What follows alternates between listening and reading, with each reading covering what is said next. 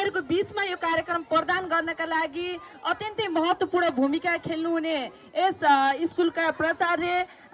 नगरका कार्यवाहक नगर प्रमुख, युवा नेत्री आदरणीय कल्पना हरिजनज्यू लगायत यस कार्यक्रममा उपस्थित हुनुभएका आदरणीय जनप्रतिनिधिज्यूहरू, शिक्षक तथा यस कार्यक्रममा उपस्थित हुनुभएका अभिभावकज्यूहरू र सम्पूर्ण प्रिय विद्यार्थी भाइ बहिनीहरू,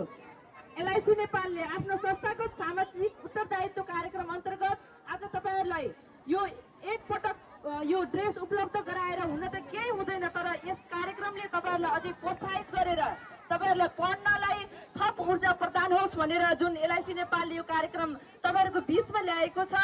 यसका लागि यो कार्यक्रम यहाँसम्म ल्याउनु हुने विद्यार्थी, यस व्यवस्थापन समिति र सम्पूर्ण अभिभावक, शिक्षक तथा महत्त्वपूर्ण भूमिकाले यस देशभरिबाटै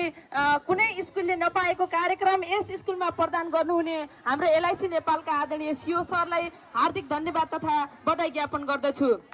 आदरणीय विद्यार्थी भाइ बहिनीहरू, तपाईहरु एउटा ढुङ्गामा उम्रिने पिपल जस्तै हो। नगरपालिकाको टिम छ, यहाँ नपुग जुन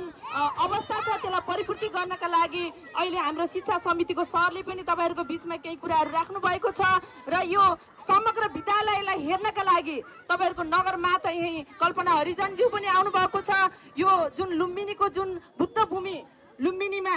जुन विश्वले चिनेको छ, यो लुम्बिनीको